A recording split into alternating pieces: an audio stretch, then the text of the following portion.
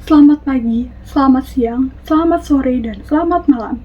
Perkenalkan, nama saya Rochelle Siamanik dengan NRP 5003241191 dari Prodi Statistika kelas Pancasila 1. Di video ini, saya akan memperhatikan hasil observasi dan juga hasil analisis saya tentang praktik nilai etika-etika dalam kehidupan bermasyarakat yang saya lakukan di Kelurahan Wonokromo, Surabaya.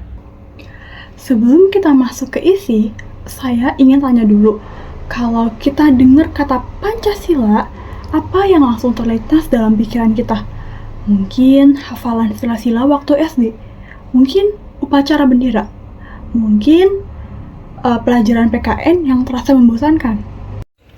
Tapi sebenarnya Pancasila tuh bukan cuma teks di buku atau hafalan ujian saja. Pancasila adalah nilai-nilai yang kalau kita perhatikan itu sudah hidup dalam keseharian masyarakat kita, dan itulah yang ingin saya tunjukkan dalam presentasi ini.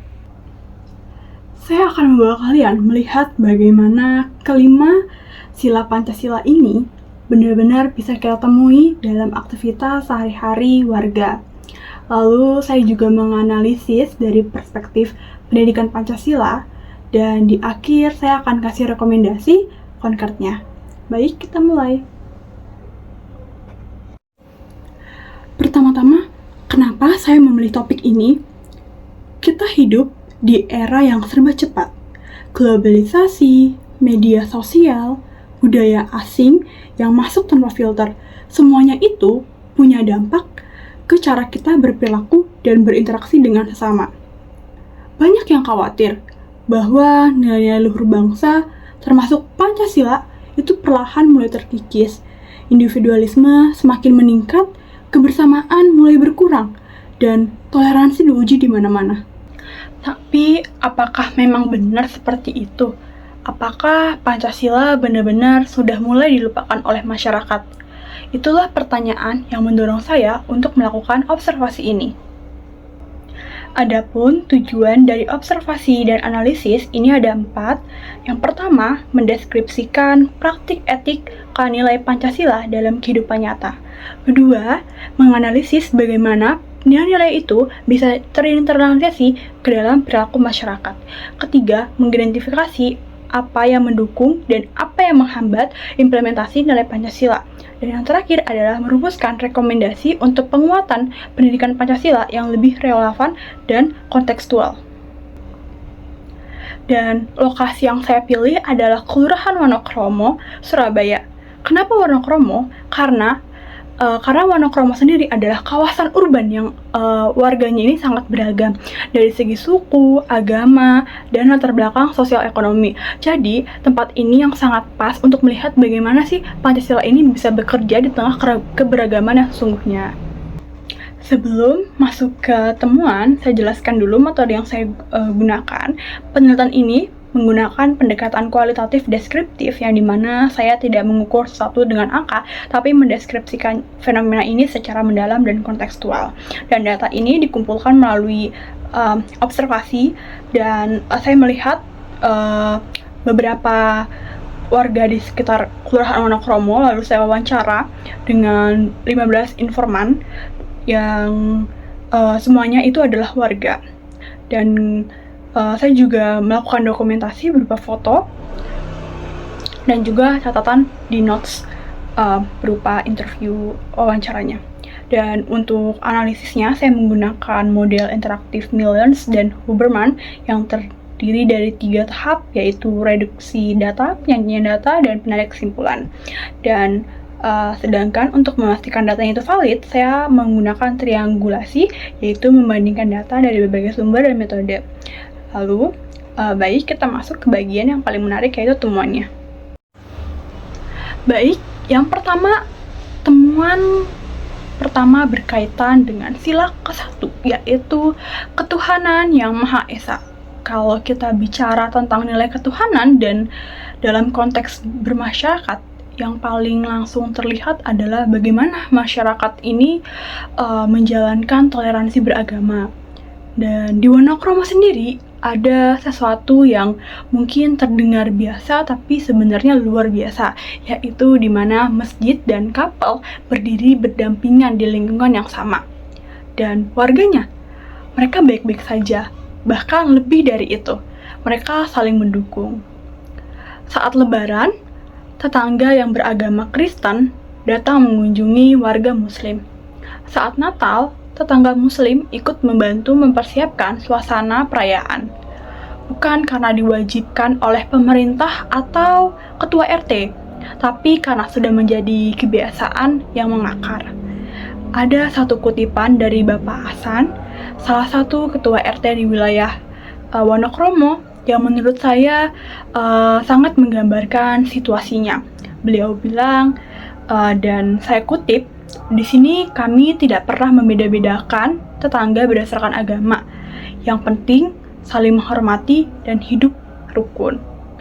Nah, kalimat itu sangat terdengar sederhana, tapi bayangkan ketika itu diucapkan oleh seseorang yang setiap hari hidup berdampingan dengan tetangga, yang keyakinannya itu berbeda-beda, dan menganggap hal itu sebagai sesuatu yang normal dan natural.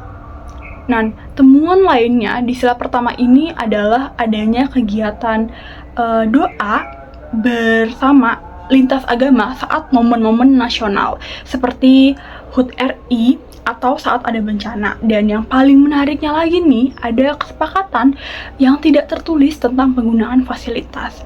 Misalnya volume speaker masjid yang dikurangi saat ada jadwal ibadah umat Kristen, dan ini bukan aturan dari atas, namun kesepakatan yang sudah lahir dari rasa saling menghormati. Dan dari perspektif pendidikan Pancasila ini menunjukkan bahwa nilai ketuhanan itu bukan sekedar kita ketahui saja, tapi sudah dihayatin dan diamalkan dalam kehidupan nyata. Baik, dilanjut dengan temuan kedua berkaitan dengan sila kedua, yaitu kemanusiaan yang adil dan beradab. Sila ini berbicara tentang penghargaan terhadap martabat manusia. Dan di Wonokromo, saya menemukan dalam bentuk yang sangat konkret dan menyentuh. Ada sebuah inisiatif yang disebut Warung Sedekah. Setiap Jumat pagi, ibu-ibu dan dari PKK Kelurahan mendirikan warung kecil yang menyediakan makanan gratis untuk siapa saja yang membutuhkan. Pemulung, tukang parkir, warga prasejahtera, semua bisa datang dan makan. Tidak ada formulir pendaftaran, tidak ada syarat administrasi, cukup datang, ambil makanan, dan pergi dengan kenyang. Dan ini sepenuhnya swadaya. Tidak ada bantuan dari pemerintah, tidak ada donasi dari luar, murni patungan dari warga Wonokromo sendiri. Ada juga tradisi solidaritas spontan saat ada warga yang kena musibah. Begitu ada kabar dari grup WhatsApp RT, dalam hitungan jam dana bantuan itu sudah terkumpul dari sumbangan sukarela warga. Yang paling menarik nih adalah bagaimana warga dari berbagai suku, ada yang dari Papua, Madura, Jawa, Tionghoa, bisa hidup berdampingan dengan harmonis tanpa ada ketegangan berarti.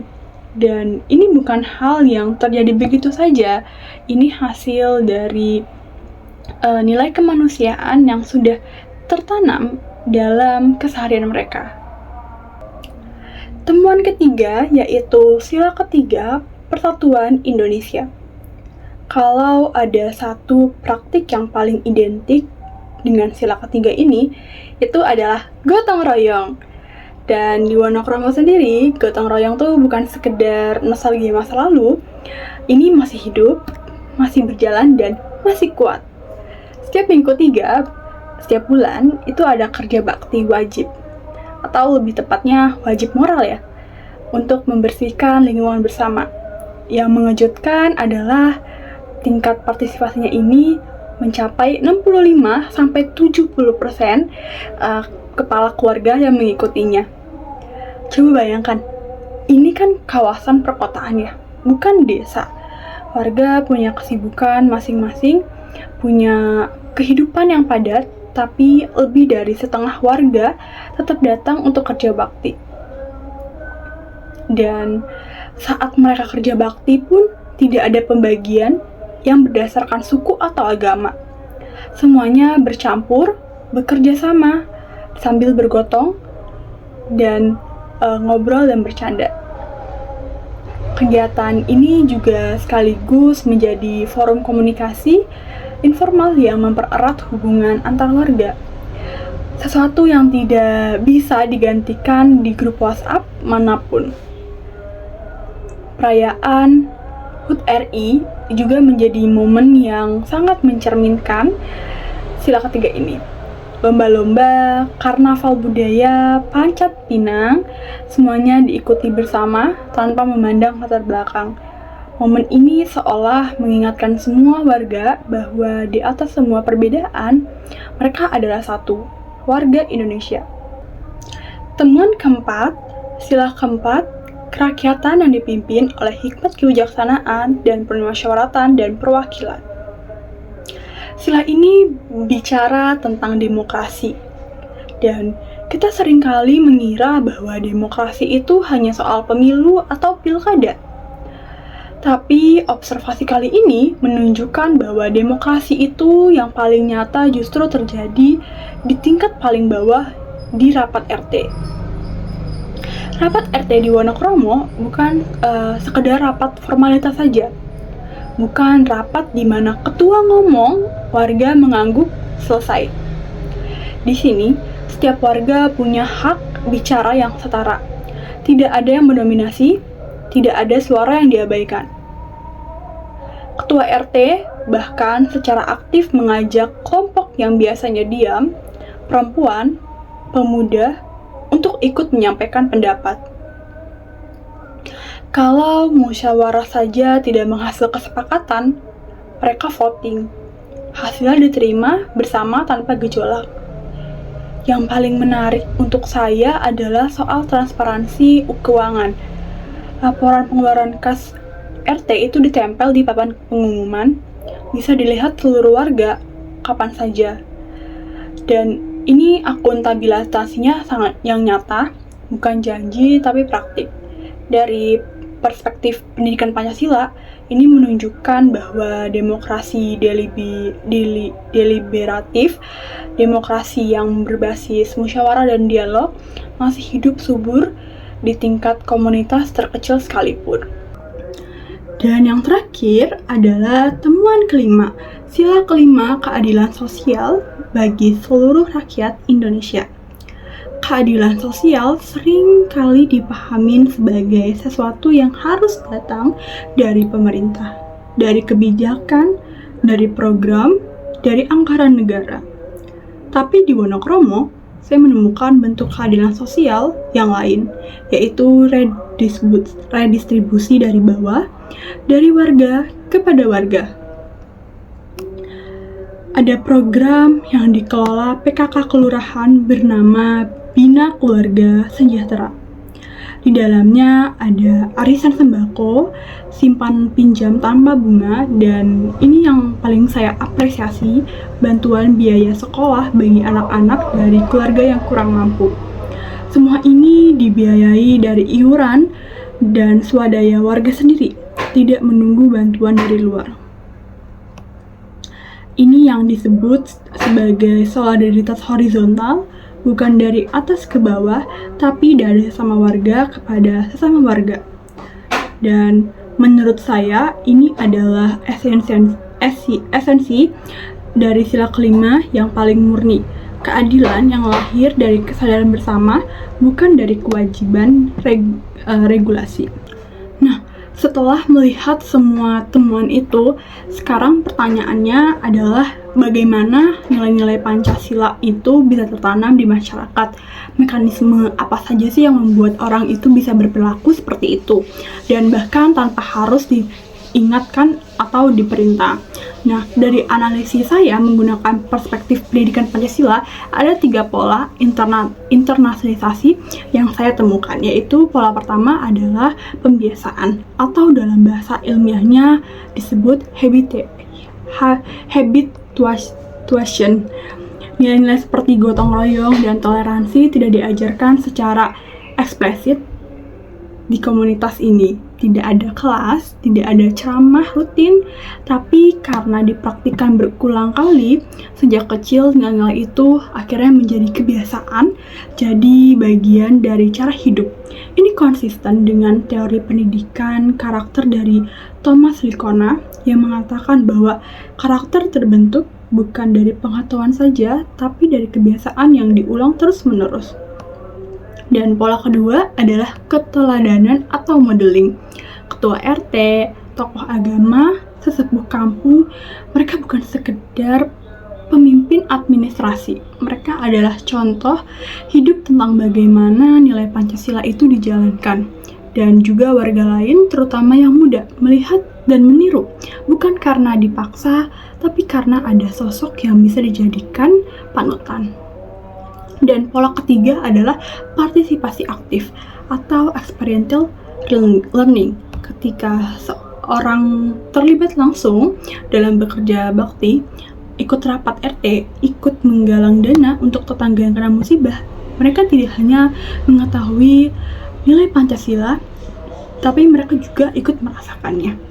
Dan dari pengalaman ini yang dirasakan jauh lebih kuat dibandingkan nilai yang hanya dibaca dari buku teks saja. Dan ketiga pola ini bekerja secara bersamaan dan saling memperkuat. Dan menariknya, semuanya terjadi secara organik, tanpa dirancang, tanpa kurikulum resmi. Tapi tentu saja, observasi ini juga menemukan tantangan. Tidak semua hal berjalan dengan mulus. Tantangan pertama adalah individualisme yang meningkat, terutama di kalangan warga muda usianya di 18-30 tahun. Partisipasi dalam kegiatan komunitas jauh lebih rendah dibanding generasi yang lebih tua. Mereka lebih banyak menghabiskan waktu di dunia digital daripada berinteraksi secara langsung dengan tetangga. Dan tantangan kedua adalah faktor ekonomi dan waktu. Warga yang punya jam kerja panjang, terutama buruh dan karyawan, seringkali tidak bisa ikut kegiatan komunitas yang biasanya dijadwalkan di hari kerja. Ini menciptakan gap partisipasi yang kalau dibiarkan bisa perlahan mengikis kohesi sosial. Dan tantangan-tantangan ini penting untuk diakui, karena tanpa mengakui masalahnya, kita tidak bisa mencari solusinya. Berdasarkan semua temuan dan analisis tadi, ada 4 rekomendasi yang ingin saya sampaikan. Rekomendasi pertama yaitu pendidikan Pancasila berbasis komunitas. Program pendidikan Pancasila perlu keluar dari kelas. Komunitas, RT, RW, masjid, gereja, pasar adalah laboratorium nilai yang jauh lebih otentik dibandingkan ruang kelas. Kolaborasi antar sekolah dan komunitas perlu diperkuat lebih lagi. Dan rekomendasi kedua yaitu revitalitas peran tokoh masyarakat. Kita sudah lihat ya betapa besar pengaruh tokoh masyarakat sebagai agen pendidikan karakter yang bekerja secara organik. Pemerintah daerah perlu mendukung dan memudayakan mereka, bukan malah membipas mereka dengan program-program dari atas. Dan rekomendasi ketiga adalah adaptasi digital. Nilai-nilai Pancasila ini perlu dikomunikasikan lewat bahasa generasi muda, lewat media sosial, konten video pendek, podcast, atau kampanye digital, bukan menggantikan cara lama tapi melengkapinya.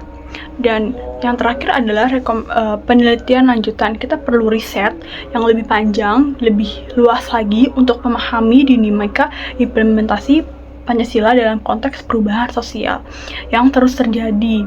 Dan satu observasi di satu kelurahan saja itu belum cukup untuk mewakili semuanya. Dari awal saya bertanya, apa yang terlintas saat kita mendengar kata Pancasila? Setelah observasi ini, jawaban saya berubah. Pancasila bukan hafalan, bukan formalitas upacara. Pancasila adalah pilihan yang dibuat setiap hari oleh jutaan orang Indonesia. di dapur, di gang kampung, di rapat RT, di warung sedekah, di kerja bakti. Ia tidak selalu terlihat dramatis, ia tidak selalu diumbar di spanduk atau pidato, tapi ia ada. Ia hidup, ia nyata. Dan tugas kita sebagai generasi yang terdidik adalah memastikan nilai-nilai itu tetap terjaga, tetap relevan, dan tetap diwariskan kepada generasi yang akan datang. Demikian presentasi dari saya. Terima kasih sudah menyimak sampai selesai. Mohon maaf jika masih banyak kurangnya. Selamat pagi, selamat siang, selamat sore, dan selamat malam.